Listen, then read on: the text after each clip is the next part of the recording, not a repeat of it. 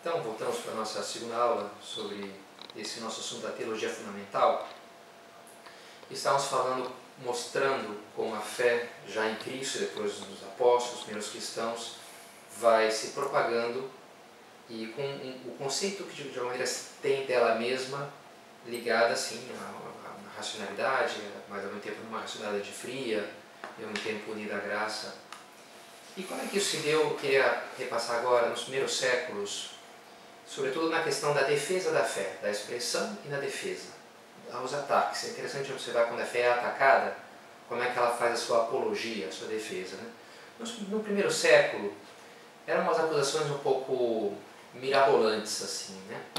Como o cristianismo era algo muito desconhecido, então as pessoas falavam, não, os cristãos são um grupo que odeia a humanidade, eles envenenaram as almas de Roma, eles têm uns ritos estranhos ali que eles matam criancinhas e crucificam e bebem o sangue de não sei o quê. Então tinha de encontro umas acusações assim, bastante estranhas, bastante mirabolantes.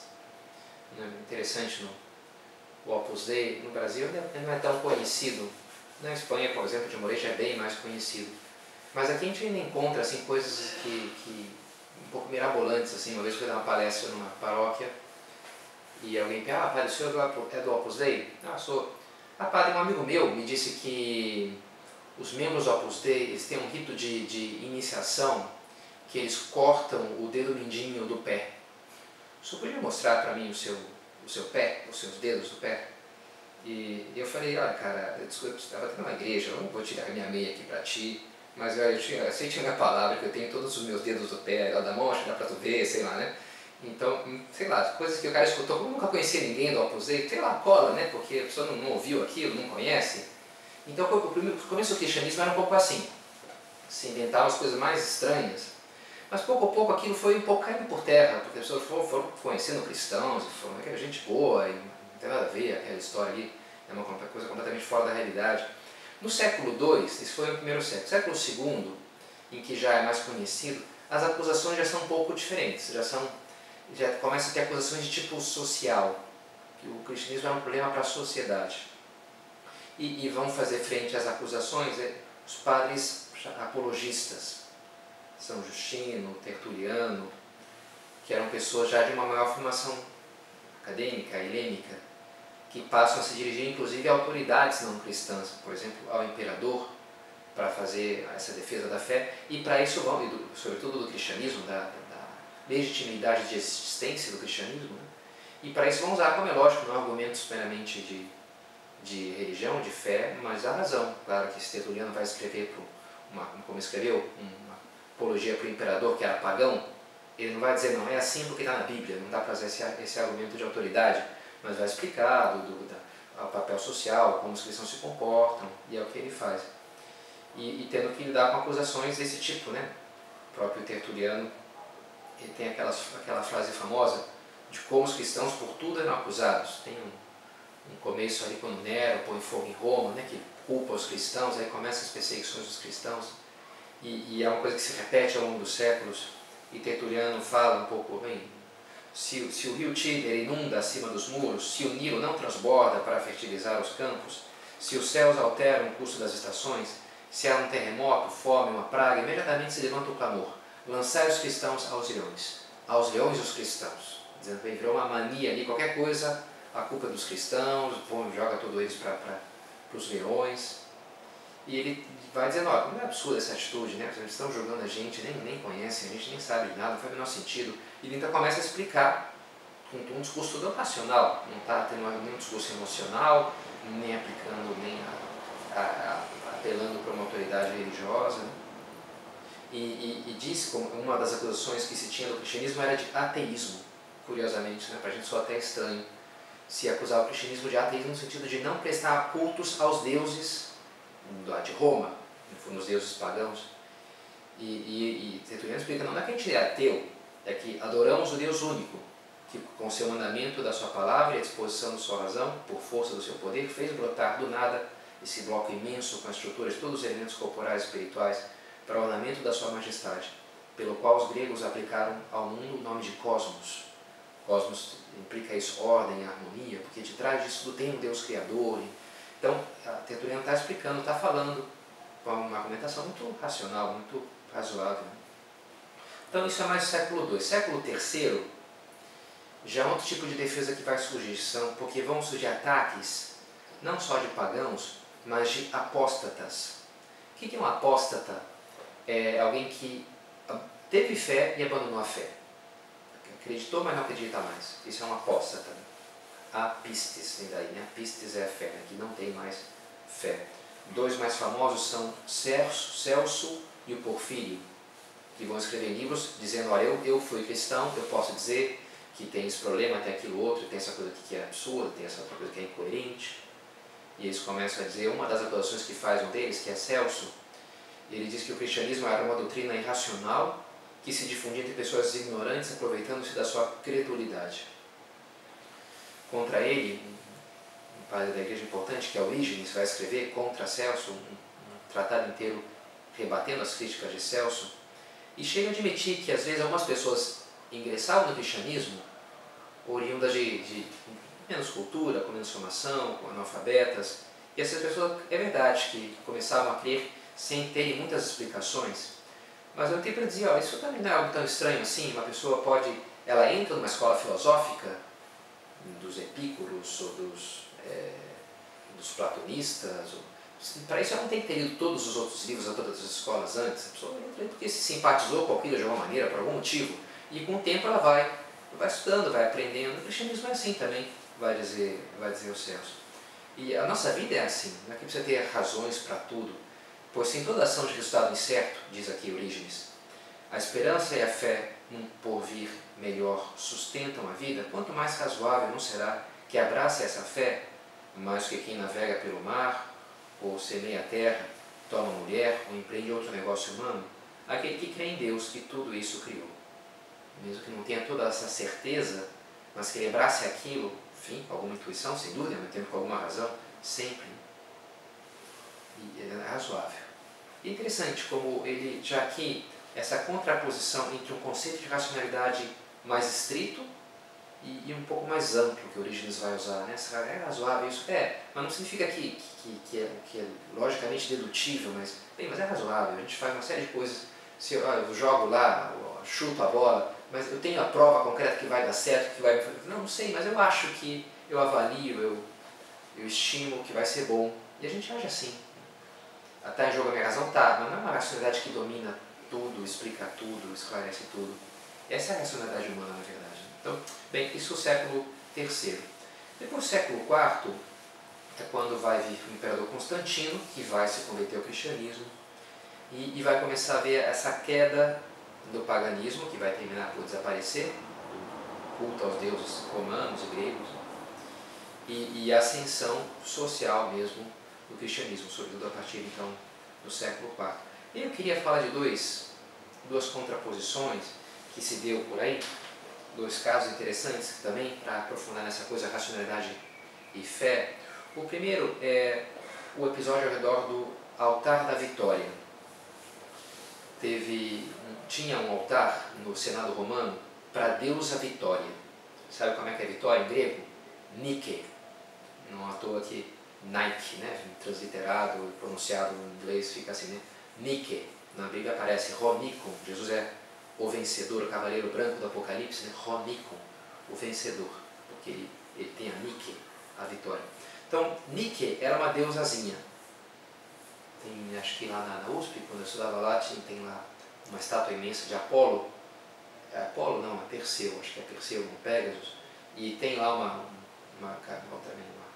figurinha pequena junto a ele, alada, me parece que ali é Nike, a deusa Vitória. E eles tinham no Senado romano um altar para essa deusa, para que os romanos vencessem a guerra, para que eles tivessem vitória. Veio um imperador cristão chamado Graciano e tirou. Depois mudou ainda para outro imperador, Valentiniano II, e que não era tão convicto assim da fé cristã. Era cristão, mas não troppo, né? não tanto assim. E aí o prefeito de Roma, que era um cara que se chamava Símaco, começou a fazer pressão nele para que ele retornasse o altar da Nike, da deusa Vitória. Uma carta que ficou famosa no ano 382 do Símaco diz assim, argumentando para o imperador: olha, é razoável considerar uma e a mesma coisa tudo que os homens veneram. Contemplamos os mesmos astros, o céu é comum a todos, rodeia-nos o mesmo mundo. Que importância tem com que doutrina indague cada qual a verdade? Não se pode chegar por um só caminho a um mistério tão grande. É uma argumentação que parece bastante razoável. Outro dia um rapaz, estudante aqui da URGS, de História da URGS, um professor citou essas palavras de Símaco. Hoje em dia as pessoas citam essa carta lá do ano 382, para dizer, bem, a religião é tão maior, Deus, importa ter vários pontos de vista, mas não ficar fechado numa visão monolítica, uma só religião. Né? Não se pode chegar por um só caminho a um mistério tão grande. É o que diz Símaco. E parece razoavelmente interessante isso daqui. Quem que vai responder a Símaco? Na verdade, ele está pedindo a restauração do altar da Vitória e das subvenções para o culto pagão. Mas o discurso dele assume uma postura assim, pluralista, digamos assim, né? De convivência das religiões. Santo Ambrósio vai fazer frente a si, vai responder a Símaco, que ele tinha um grande prestígio diante do imperador também. E ele vai dizer assim, olha, é impossível, afirma Símaco, chegar a um mistério tão sublime como Deus por um só caminho. O que vocês desconhecem, nós conhecemos através da voz de Deus. O que vocês procuram por meio de suposições, nós experimentamos a sabedoria e a verdade do próprio Deus. Então é interessante, aqui que ele está dizendo aqui, olha, o que para ti parece impossível, para nós não é. Por quê? Porque, bem, se é verdade que as várias religiões, elas têm cada uma alguma limitação, são produtos culturais, pega a religião dos egípcios, a religião dos nórdicos, me parece que a explicação da criação do mundo, a teogonia nórdica começa assim, no princípio era o gelo. Começa assim, né? Tem lá frio, a beça lá, né? Tudo para eles é gelo, então a matéria fundamental da criação do gelo na mitologia nórdica. Agora, vai falar isso para um tupi, para um guarani aqui brasileiro, antes do descobrimento, quem sabe nunca viu gelo na vida, nem sabe o que é isso, nem tem uma palavra para gelo, porque no trópico ali nunca se for, né? A água ficava... Como assim? Tudo era gelo? Então, são produtos culturais que expressam experiências distintas, né? Algumas com um valor com mais tempo, menos tempo. Daria para dizer que as religiões são todas mais ou menos iguais, ou todas têm algo a acrescentar. Agora, o que Santo Ambrósio vai dizer é o que nós temos aqui a oferecer não é mais um produto cultural, não é mais uma religião, o produto de um povo, mas é, diz ele aqui, conhecemos através da voz de Deus, da voz de Deus. O conceito-chave aqui é revelação. A ideia que o cristianismo tem de si mesmo é que ele é revelado por Deus, não é um produto de um povo mais ou menos capaz, inteligente, sábio, mas é a expressão de Deus que se rompe na história e se revela, e mostra e fala. E por isso acreditar que aquilo é a verdade plena, não é uma coisa de orgulho, de achar que eu sou melhor que os outros, mas pelo contrário, é um sintoma de humildade, de receber algo que está por cima de mim, uma revelação divina. Ao mesmo tempo, vale a pena comentar que Santo Ambrósio defende claramente a verdade do cristianismo, ele também defende a liberdade individual. Ele diz assim, cada qual deve defender com liberdade e guardar fielmente a crença da sua alma. Não é porque eu acredito fielmente que o cristianismo é algo de Deus, uma revelação que eu vou agora então impô-lo a ti. São duas histórias diferentes. Uma coisa é a caridade e o respeito por cada um e pela consciência de cada um. Outra coisa é a convicção de que eu estou na verdade. Até porque se eu não tivesse convicto, eu estaria em outro lugar, né? Assim, cada um acredita nas coisas que acredita, isso é lógico, né? E eu acredito que o cristianismo é a verdade plena por isso, porque foi revelado por Deus, não porque eu sou mais inteligente do que os outros. Né? Então, é a resposta de Santo Ambrósio. Uma outra contraposição que eu acho interessante é entre um discípulo de Santo Ambrósio e um outro romano. Um santo discípulo de Santo Ambrósio. Qual que é o santo discípulo de Santo Ambrósio? Santo Agostinho. Que até discípulo, mais ou menos, né? Mas conviveu com ele, antes de se converter, ia lá, estudava os seus sermões. E é interessante, Santo Agostinho, num certo diálogo atemporal, com um romano muito anterior a ele, chamado Marco Terêncio Varrão. Varrão é antes de Cristo, o primeiro século antes de Cristo, foi um escritor que compôs 400 obras, chegou a ser conhecido como o mais erudito dos romanos. E ele fala que tem que haver 3 discursos sobre Deus, 3 maneiras de falar sobre Deus. A chamada teologia mítica, a teologia divinis e a teologia naturalis. O que são esses 3 discursos? O que é a teologia mítica? É o discurso dos poetas. Homero escrevendo a Odisseia, Ilíada, então veio lá Apolo, aí tinha lá Atenas, e aí Zeus ficou enfurecido. Então o discurso mítico, os mitos, as historinhas, produto dos poetas. A teologia divinis é a religião de um povo, o discurso de Deus social, os ritos lá que tinham os romanos, para a coisa dos esgotos, tinha lá Vênus dos esgotos, ou quando o imperador se invocava, se queimava o incenso. A religião, de alguma maneira, ajuda a organizar a sociedade. Isso era assim na Grécia e na Roma Antiga. Essa é chamada a teologia civil, o discurso civil sobre Deus.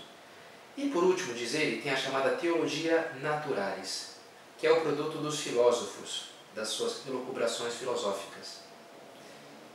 Aristóteles e Platão, que falam sobre Deus, o bem, a ideia de bem, o motor imóvel, etc., a causa de todas as coisas. E dá para dizer que as 2 primeiras teologias se uniram, mas não se aliaram à terceira.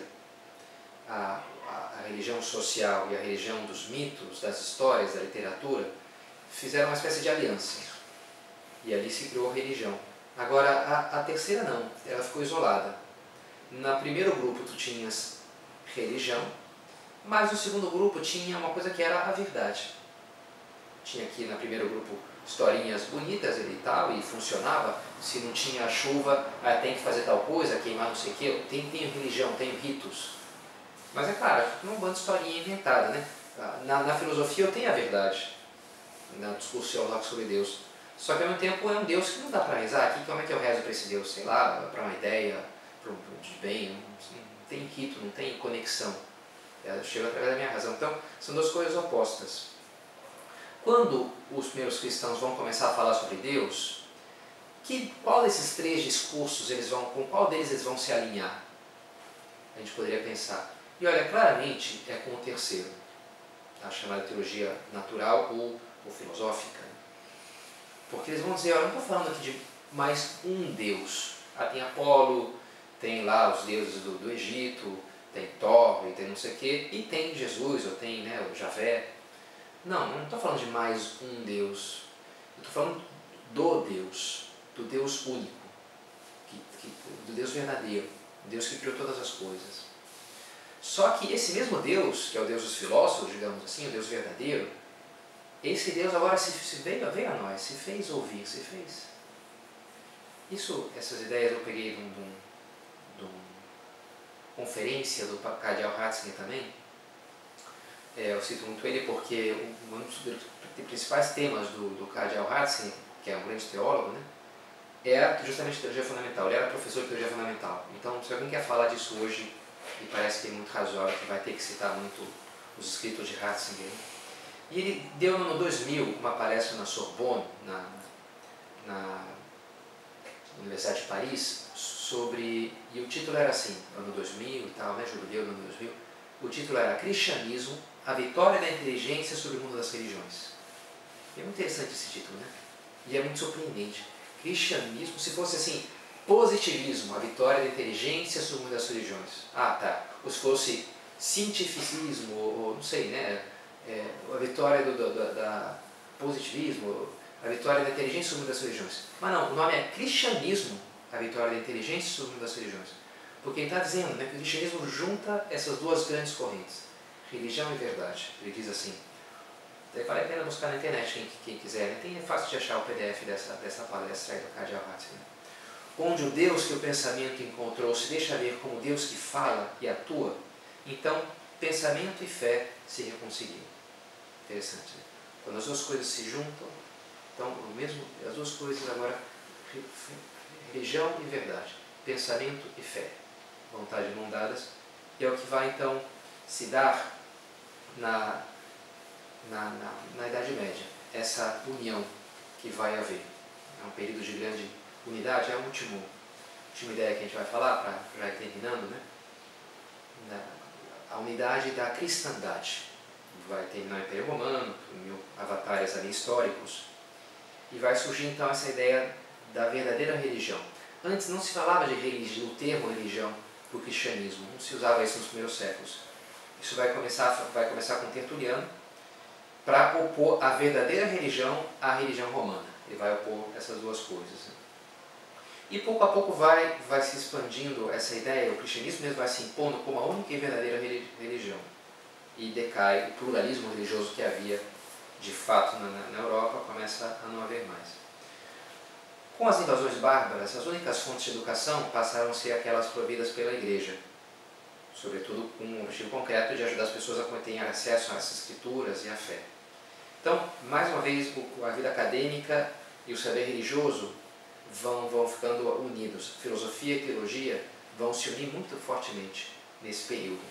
O ápice vai ser quando se der o redescobrimento das obras de Aristóteles e o surgimento das ordens mendicantes. É o chamado movimento da escolástica no século XIII, sobretudo com Santo Tomás de Aquino. Vai então conhecer o ápice da escolástica, que é um pouco essa estruturar o pensamento humano numa grande unidade, a partir dos pressupostos cristãos, de uma filosofia compatível com a fé cristã. Mas também é verdade que já no século XIII vai vir Guilherme de Ockham, que vai começar um processo de certa ruptura, de romper com essa unidade que vai ser construída até então, durante esses primeiros 1000 anos do cristianismo, em que vão estar muito unidos à fé e à razão, até chegar nesse ápice da escolástica Santo Tomás de Aquino. Vamos deixar então para uma próxima aula, começar a falar da ruptura moderna que vai haver, que vai chegar até os nossos dias de hoje, sobretudo começando com Guilherme de Ockham e todo esse processo de ruptura entre fé e razão.